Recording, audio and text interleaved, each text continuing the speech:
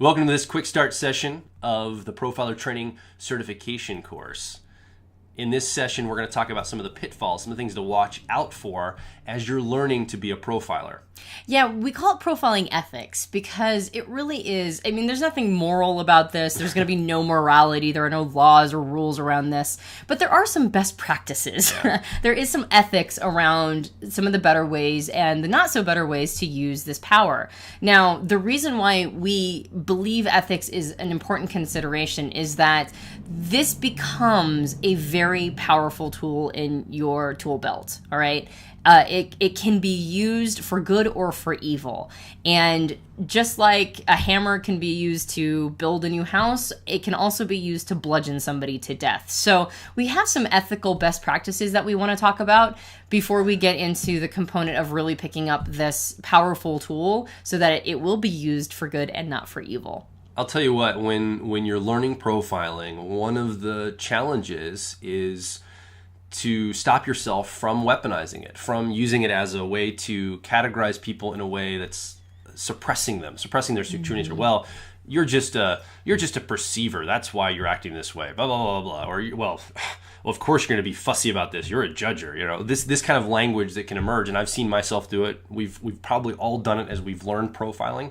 But this is one of the pitfalls to stay away from. One of the things we don't want to do is use this to put people in boxes, to label them in a negative way. It's really not the purpose of why we're teaching profiling and why we use profiling. And like Joel said, it's easier to do in early days. I know that we talk about cognitive functions a lot between the two of us. And as a married couple, we really have to make sure that we don't bring it into our fights, into our arguments. Because we'll be like, well, you're just using blah, blah, blah, blah, blah, when you should be using, that.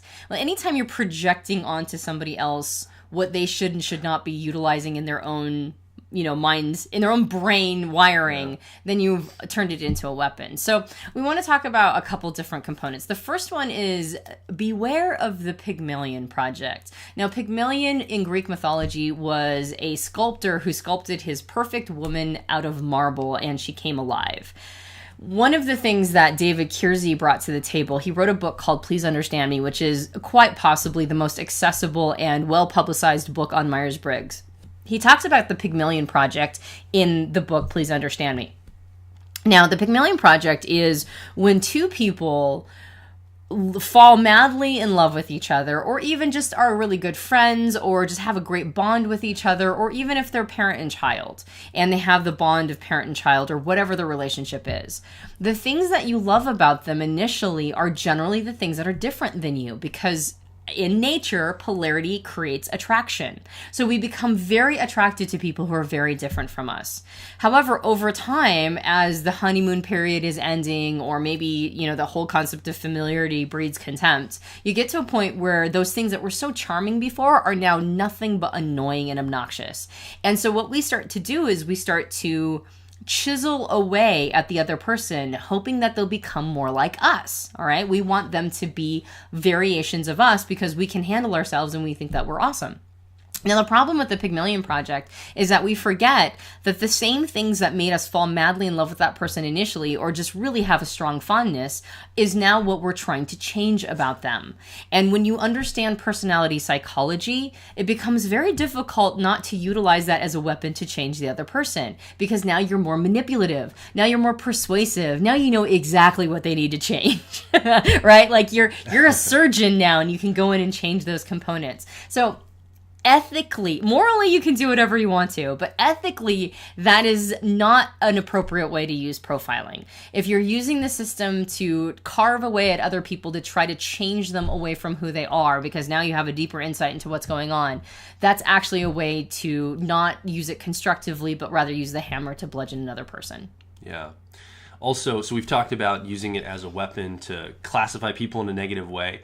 Also in the hiring process, or when you're selecting people maybe for a job or career, or if you're a business owner or a team leader and you're looking to place people, I've seen typology used in, well, you're this type, ... So that must mean that you're excellent at this skill set. And they've actually, I've seen businesses do this after they get a little bit of a working knowledge of typology, take someone who their type generally is good at this skill set.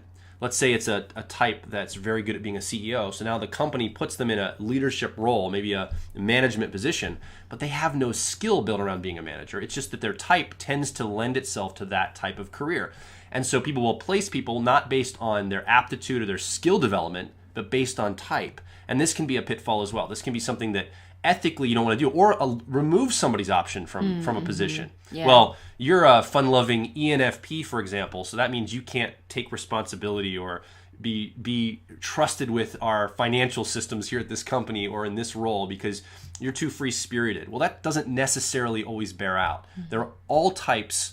It's not about them fitting into a box based on their personality. It's about their aptitudes and skills they bring and their desires and interests for those skills. Yeah. Isabel and Catherine originally used it to help place women in occupations that they didn't have skill built, and they had to do it based on talent. However, that was a necessity for the time, and it was not ideal by any stretch of the imagination. We don't have to do that at this time period. We can actually match people to the job based on the skills that they have worked hard to come with. And so if you use typology only to try to figure out what people's talents are, then as Joel mentioned, if they haven't built skill, you will actually be quite disappointed in their inability to perform the job. And as Joel mentioned, you're a fun-loving ENFP, so you shouldn't be cooking the books. You shouldn't be cooking the books. You shouldn't be cooking the books. No matter what type you are. Don't cook the books. You shouldn't be doing book work. And there is some truth to that. Now, the ENFP may come with the skill of being able to do, say, accounting, but they might not actually enjoy their job very much. Yeah. So it's actually a combination of the skill that they bring and also their talent and the things that they're going to want to be focused on. It's a combination of all of these things. So again, morally, you can do whatever you want to. I don't know if it's truly legal to throw somebody out to the curb because of their personality type. So check the legalities in your particular area. Yeah. However, that said, it can be a powerful tool for predicting how somebody will perform in the long run. And so it's a piece of the puzzle, but don't use it as the complete picture. And when it comes to how you're going to be doing this particular or learning this particular skill, we're going to recommend something in early days that we suggest that you shed in later days, okay? And we're going to go back to Stephen Covey again because he's brilliant, and we're going to refer to his what's called the dependence model. And the dependence model is based on our relationship with people generally, but I think that it's a really powerful model for understanding skill built and relationships with ideas and concepts that we like. In early days, when we start picking up a skill, we become dependent upon that skill. And what that means is that we over-rely on it. We think it's really important. We throw all of our eggs in that basket, and that's all we want to do. And we're massively dependent upon that particular way of thinking. And then over time, maybe sometimes we're using it in inappropriate situations, and it kind of bites us in the ass, and we're like, oh, well, maybe this isn't that great of a skill. And so we become independent from it. And so now suddenly we're not using it at all, and we don't really think it's that great. And we're like, yeah, I used to like that, but I don't anymore. And then you get to a point where you feel some independence from the skill, and then you graduate onto what's called interdependence. And interdependence is that time period where you go, I think I realize that it's not an appropriate tool for all contexts, but for the context that it's a good tool for, man, it's a great tool. So I think I'm not going to use it all the time, but I'm going to use it when it's a good time to use it. And that's when you create an interdependent relationship with a skill. So in early days, we actually recommend that you become dependent on the skill. We recommend that you become obsessed with it. And when I say obsessed, I mean like you look around the room for inanimate objects and try to do their personality type. Like, what's the personality type of the microphone? What's the personality type of, Joel's bracelet? Like, or your pets. Of your pets, right? Yeah, exactly. Like of people that you never met, like type everything, okay? And by doing that, you'll get in the mind frame of some of the patterns will emerge, sort of like, well, I think this microphone's a something, something, something. Well, why is that? And then you give all your reasons for the pattern recognition of the microphone being a certain type. So it's actually good to become dependent upon that. You'll go through a time period, though, where it will still be a powerful tool, but you won't rely on it as much. And then when you go through the independent phase, then you can graduate to interdependence, which is the healthiest relationship you can have with the model. So we encourage you to go through that dependence model as fast as you can. And the best way to do that is to become obsessed in early days. So those are some of the considerations that we want you to really sort of incorporate into your relationship with profiling so that you use it in the most ethical way possible. Yeah.